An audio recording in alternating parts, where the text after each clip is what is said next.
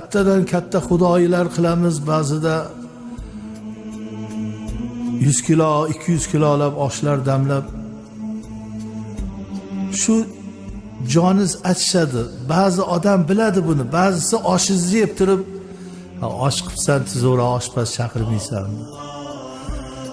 Osh beribsan, bunga sal qazisini qo'shmaysan.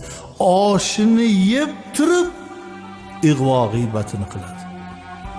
Shuning uchun biz aytamizki, kichikroq bo'lsa ham qadringizni bilganlarni chaqiring.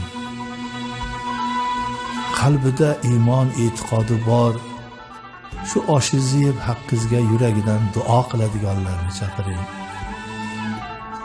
Dunyoda turli insonlar bor.